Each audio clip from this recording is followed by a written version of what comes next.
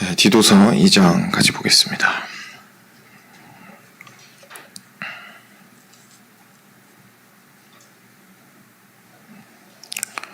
오늘 2장 보고 내일 3장 같이 보는 걸로 이제 디도서를 마무리를 하겠습니다. 2장 1절부터 15절까지 말씀 같이 읽겠습니다. 제가 먼저 한 절 읽겠습니다. 오직 너는 바른 교훈에 합당한 것을 말하여 늙은 남자로는 절제하며 경건하며 신중하며 믿음과 사랑과 인내함에 온전하게 하고 늙은 여자로는 이와 같이 행실이 거룩하며 모함하지 말며 많은 술의 종이 되지 아니하며 선한 것을 가르치는 자들이 되고 그들로 젊은 여자들을 교훈하되 그 남편과 자녀를 사랑하며 신중하며 순전하며 집안일을 하며 선하며 자기 남편에게 복종하게 하라. 이는 하나님의 말씀이 비방을 받지 않게 하려 함이라.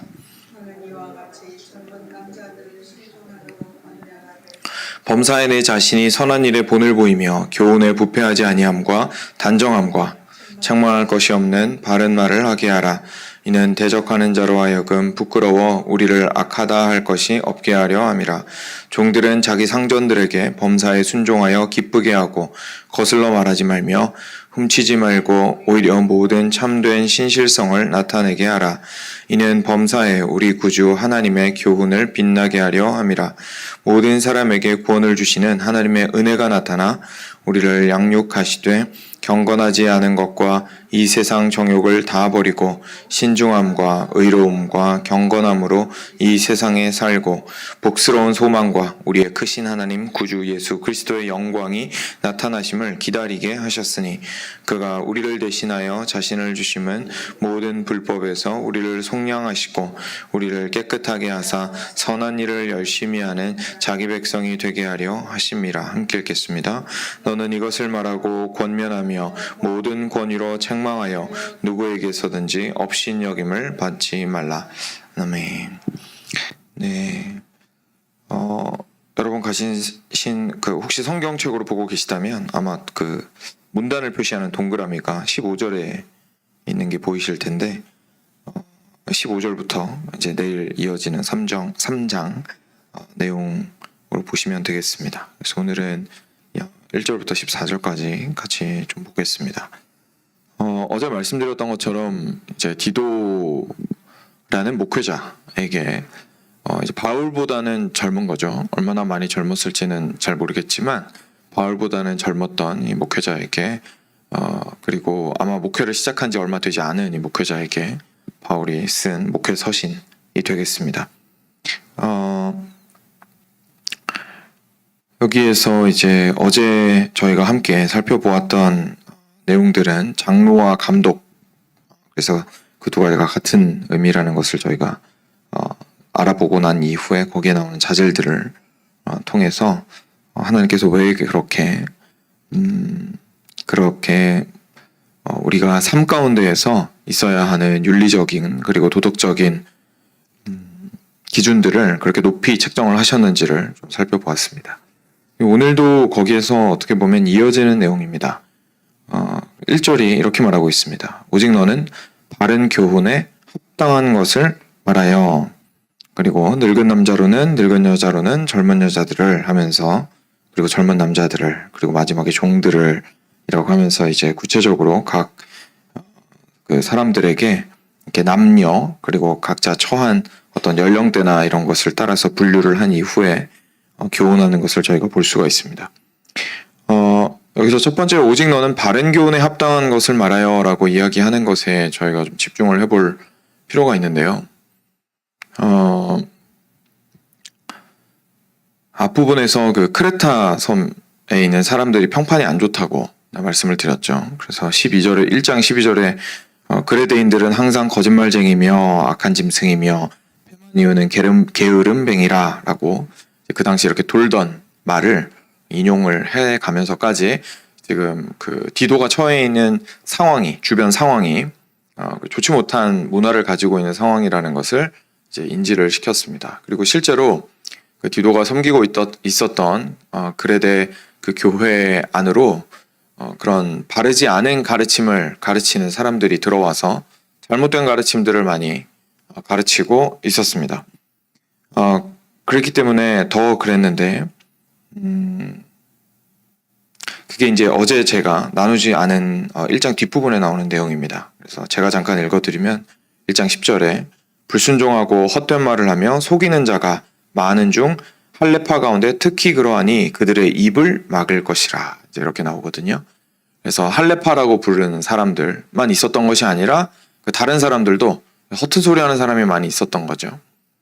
근데 거기는 기준이 있습니다. 그냥 단순하게 올바르게 우리가 가지고 있는 정상적으로 상식적으로 생각이 되는 기준에 따라서 말을 하면 괜찮은 거고, 그 상식에서 벗어난 정신 나간 소리를 하고 있으면 저 사람 허튼 소리 한다 라고 지금 이야기를 하고 있는 게 아니라, 바른 진리라는 하나님께서 가르쳐 주신 내용들에 근거하여서 그것을 기준으로 보았을 때에 허튼 소리를 한다, 이제 이 얘기거든요. 그러면은 그 허튼 소리 하는 것을 막는 것이 디도에게 주어진 역할 중에 하나였고, 중요한 역할 중에 하나였고, 오늘 1절에서 보게 되는 것은 이제 적극적인 측면에서 바른 교훈에 합당한 것을 말해야 한다고 지금 이야기를 하고 있는 것을 보게 됩니다. 이게 목회자가 해야 되는 일입니다. 목회자는 실제로 삶 가운데에 들어가서 교훈을 하고 하나님의 말씀을 기반으로 하여서 자기 생각에 따라서 옳은 것을 말하고 자기 편을 만들기 위해서 당기고 하는 것이 아니라, 바른 교훈을 기준으로 하여서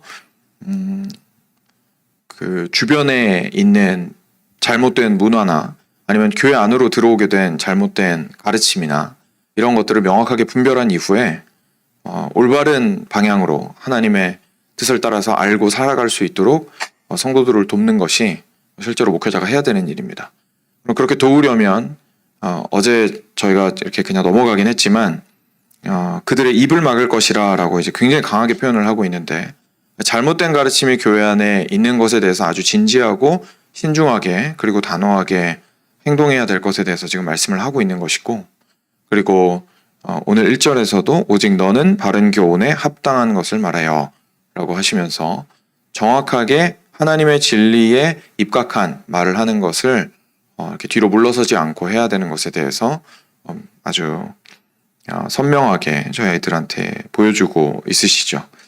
이 바른 교훈이라는 것은요, 바른 교훈이라는 것은 그냥 단순하게 교과서에 써 있는 것들을 의미하지 않습니다. 왜냐하면 지금 바른 교훈에 합당한 말을 하여 라고 하면서 그 뒤에 나오는 내용을 저희가 살펴보게 되면 각 사람에게 필요한 말들을 지금 하고 있거든요. 각 상황에 맞는.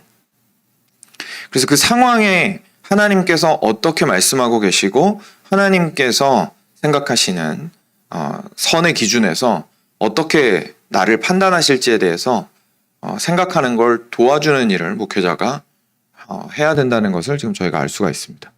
그러니까 바른 교훈에 합당한 것을 말하며 라고 하면서 2절에 늙은 남자로는 절제하며 이렇게 나오거든요. 그리고 3절에는 늙은 여자로서는 이와 같이 행실이 거룩하며 이렇게 나오는 겁니다.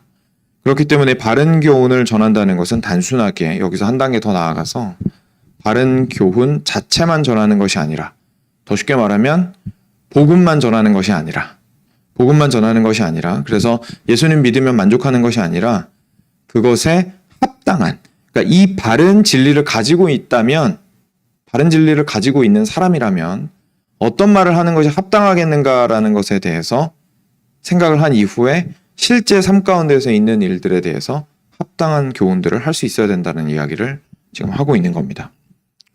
그래서 계속해서 보겠습니다. 늙은 남자에게는 절제를, 그리고 경건을, 그리고 신중함을 믿음과 사랑과 인내함으로 온전하게 할 것을 지금 이야기를 하고 있습니다.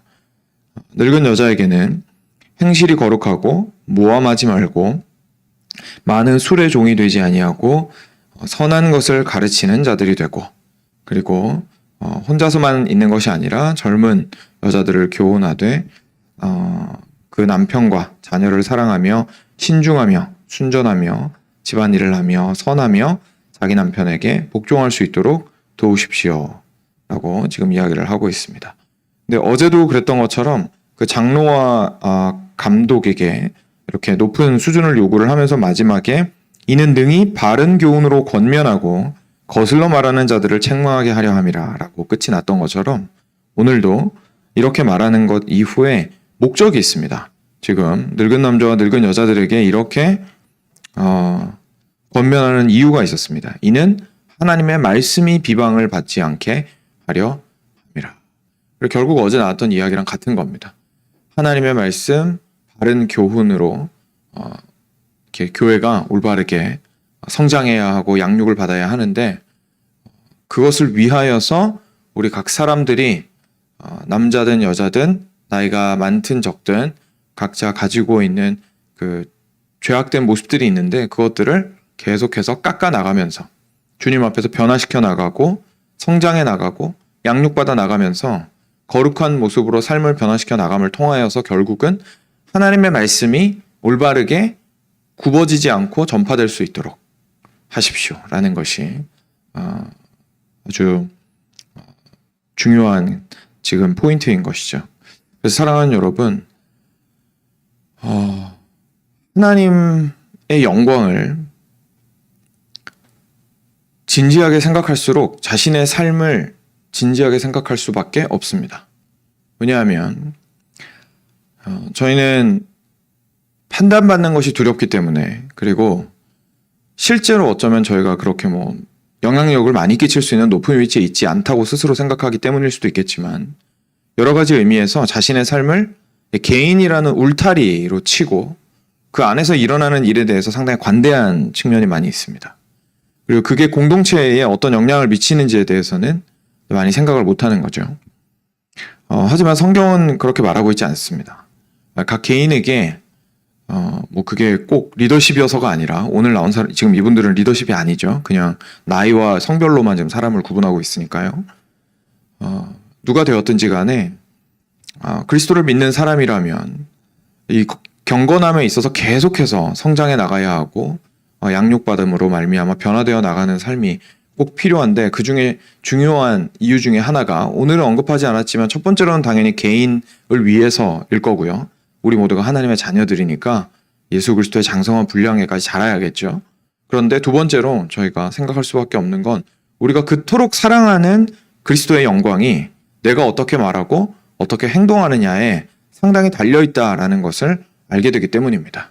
내가 잘못 말하고 내가 잘못 행동하고 내가 불법을 행하고 내가 기준을 대수롭지 않게 생각하고 하나님께서 제시하신 기준들을 대수롭지 않게 생각하고 결정을 할 때에 어느덧 나도 모르게 나의 생각보다 판단보다 하나님의 판단보다 그리고 하나님의 말씀보다 하나님의 뜻보다 나의 생각과 판단을 더 중요하게 생각해서 이건 도저히 내가 포기를 못하겠다 라고 해서 이쪽으로 선택을 하게 된다든지 하는 일들이 우리 가운데 있게 되면 결국은 그리스도의 영광이 실추가 되고 그리고 우리가 전하는 말이 힘이 빠지게 되는 일들이 발생을 한다는 것을 기억하시면 좋겠습니다. 리더십들이 오늘은 리더십에 대한 내용은 아니지만 그 같은 맥락에서 한 가지만 더 말씀을 드릴 수 있는 것은 이제 어제 저희가 살펴보았던 것처럼 리더십의 자리에 있는 사람들이 얼마나 그 도덕적으로 올바라야 하는지에 대해서 어제 살펴보면서 그 이유가 이제 바른 교훈을 올바르게 전파하기 위해서라고 제가 말씀을 드렸고 그리고 이제 예를 들면서 우리 안타깝게도 많이 이렇게 아주 유명한 목사님들이셨는데 당신들의 잘못된 행동들로 인하여서 이제 땅에 떨어지게 된 내용을 예로 들어드렸는데 근데 그런 사건을 저희가 같은 그리스도인으로서 그런 일들을 보면서 사실 가장 마음 아파해야 하는 것은 뭐냐면 실추되는 그리스도의 이름입니다. 그분들을 인하여서 실추되는 그리스도의 이름, 교회의 영광, 그것에 우리가 가장 크게 마음을 아파해야 하는 것이죠. 그분들 때문에 가장 마음이 아픈 것은 제 개인적으로도 제가 전하는 진리랑 그분이 설교 당연히 저보다도 그런 분들이 저보다 설교도 잘하시고 사역도 훨씬 더 잘하시는 분들일 텐데 하시는 말들이 같은 게 많을 겁니다. 똑같은 복음을 전하고 있고 똑같이 성경에서 길을 올려서 이야기를 하고 있고 같은 말들을 하고 있는 건데 그분이 그렇게 되면 제가 하는 말이 뭐가 될까요? 그렇죠? 그렇게 되는 거거든요. 이게 뭐 내 사역에 방해가 된다 이런 측면이 아니라 지금 내가 하나님의 영광을 드러내기 위하고 하나님의 복음이 올바르게 전파되기 위해서 지금 애쓰고 있는데 그 리더십에 이렇게 말이 땅에 떨어질 수밖에 없는 상황이 생김으로 말미암아 그 받게 되는 하나님의 교회의 타격은 사실 굉장히 큽니다. 그리고 교회가 그 타격을 받았을 때에 결국 바른 교훈이 올바르게 전파되지 않게 되고 그 상황을 이제 맞춰서 이야기를 하는 일들이 발생을 하게 되죠. 그러면서 바른 교훈이 전파가 안 되게 되고 그럼 결국 떨어지는 건 그리스도의 영광입니다. 그리고 어쩔 수 없이 교회는 세상의 조직으로 전락하게 되는 거죠. 바른 교훈이 전파되지 않고 하나님의 진리와 영광이 소호되지 않고 밝히 빛나지 않는 곳이라면 심지어 그 안에 신자들에게서도 그렇게 하찮게 여겨지는 곳이 되어버린다면 그때는 뭐 저희는 그 누구도 오지 않는 곳이 되어버릴 겁니다. 그래서 이것을 저희가 오늘 말씀을 통해서도 다시 한번 생각을 하게 되는 거죠. 그 바른 교훈에 합당한 삶으로서 살아가고 있는가. 제가 우리의 삶이 영향력이 있다는 것에 대해서 누차 말씀을 드렸는데 방금 앞서 설명드린 것과 연결을 해서도 그렇습니다. 개인적으로 우리가 삶을 이렇게 뭐랄까요, 이 법을 안으로 가지고 들어와야 좀 부담이 없으니까 자꾸 안으로 들어오려고 하고 그리고 논리도 이제 나의 삶이 어떻게 누군가에게 영향이 되겠어 라는 이제 생각을 하게 되죠, 저희가. 근데 그렇지 않습니다. 저의 삶은 숨으려고 해도 누군가에게 반드시 영향이 갑니다. 그렇기 때문에 그것을 인정하고 말씀이 비방을 받지 않게 하는 모습으로 살아갈 것을 저희가 오늘 말씀을 통해서 좀 책망을 받는 것 같습니다. 6절입니다. 너는 이와 같이 젊은 남자들을 신중하도록 권면하되 범사에 내 자신이 선한 일에 본을 보이며 교훈에 부패하지 아니함과 단정함과 책망할 것이 없는 바른 말을 하게 하라. 이는 대적하는 자로 하여금 부끄러워 우리를 악하다 할 것이 없게 하려 함이라. 여기도 마찬가지죠. 이렇게 기준들을 제시하고 난 이후에 8절 후반에 이는 대적하는 자로 하여금 부끄러워 우리를 악하다 할 것이 없게 하려 함이라. 라고 이렇게 하고 있습니다. 다니엘 기억나실 겁니다. 그렇죠? 다니엘이 그 이방 땅에서 살았지만 너무 탁월하게 일을 하고 바르게 일을 했기 때문에 다니엘이 막 미워 죽겠는 그 사람들이 어떻게든 털어가지고 뭔지라도 찾으려고 했는데 찾을 수 없었던 것을 기억하실 겁니다. 비방하는 자들로, 대적하는 자들로 하여금 비방할 것이 없도록 자신의 삶을 바르게 할 것에 대해서 지금 이야기를 하고 있죠. 이 모든 것들을 종합해서 사실 11절부터 14절까지 말씀을 통해서 저희가 좀 볼 수가 있습니다.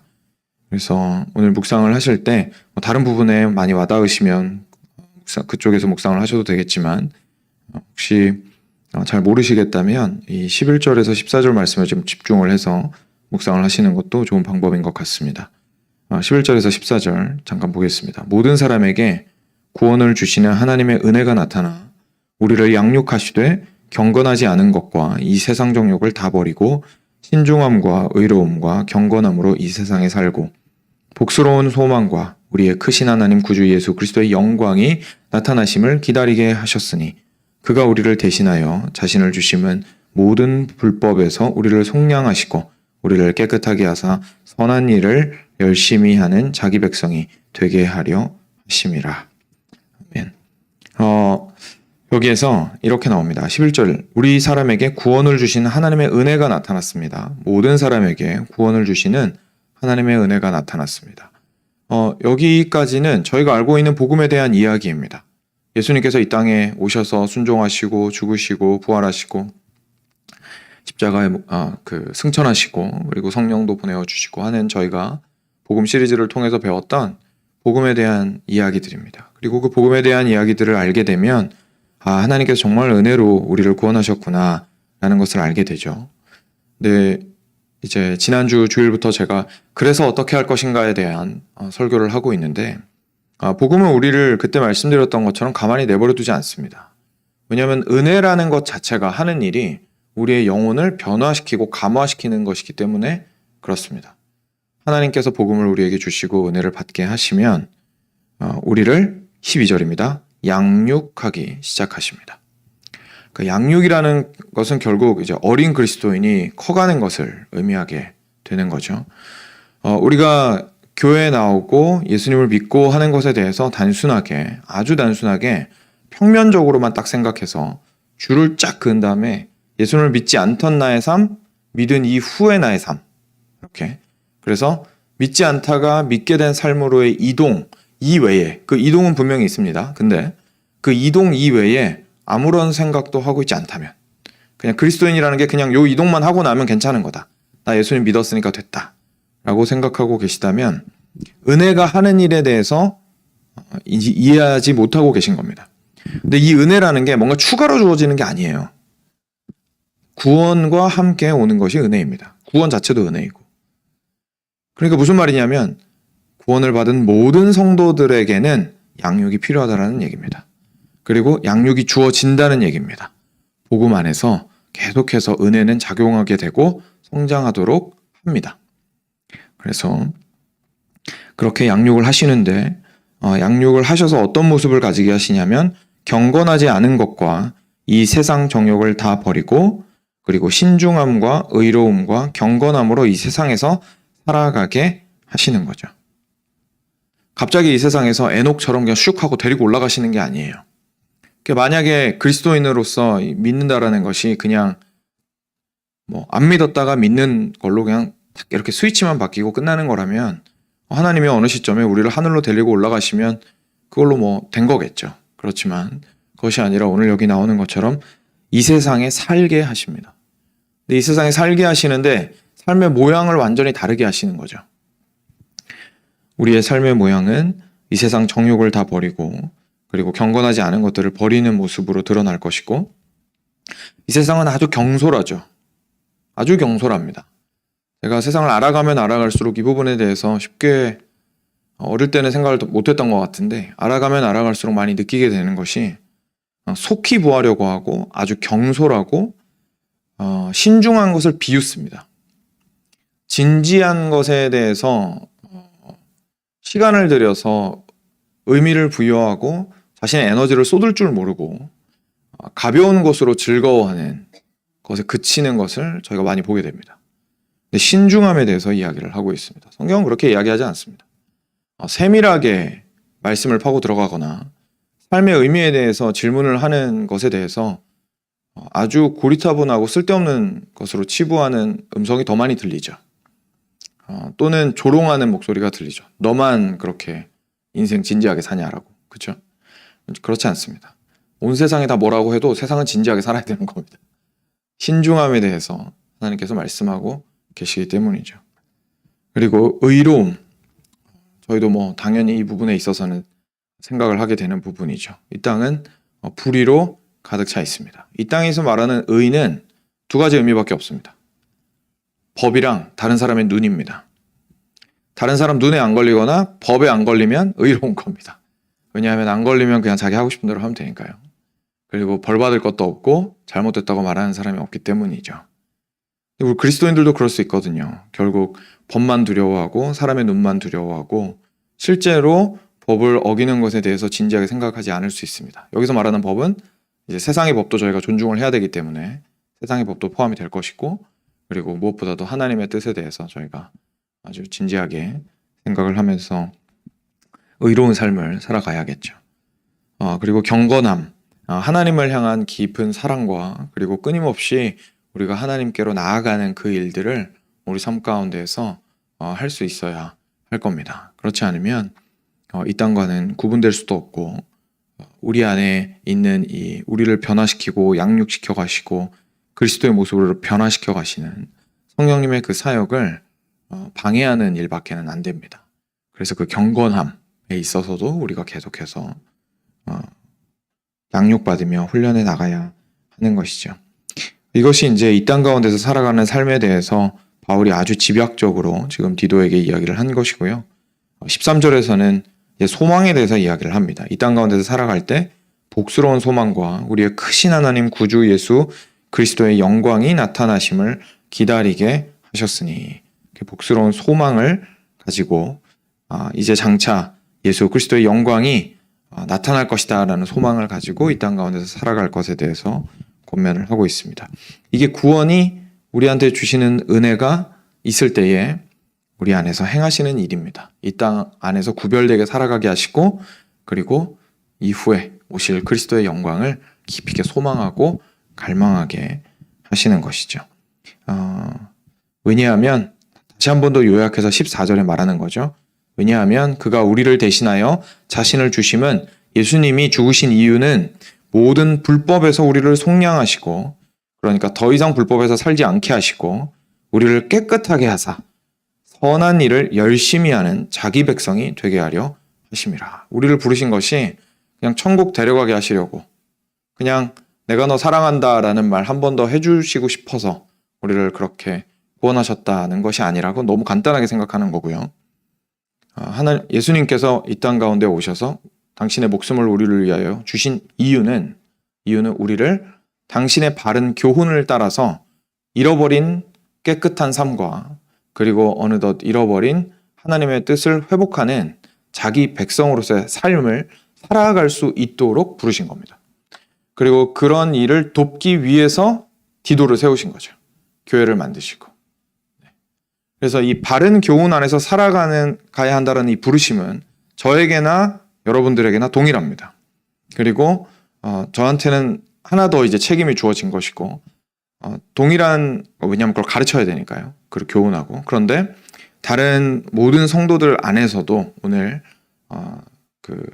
모든 성도에 대한 이야기를 저희가 살펴보았던 것처럼, 모든 성도들도 자신의 삶을 바르게 하여서 올바르게 하나님의 영광이 드러나고 하나님의 교훈이 걸리는 것 없이 자유롭게 우리 안에서 일하실 수 있는 삶을 만들어 나가는 것이 참 중요하다라는 생각을 반드시 해야 되겠습니다. 그것이 예수님께서 당신의 그 귀한 보혈을 흘리신 이유였다는 것을 우리가 14절을 통해서 알게 되는 거죠. 네, 같이 기도하겠습니다. 오늘 말씀을 좀 기억하시고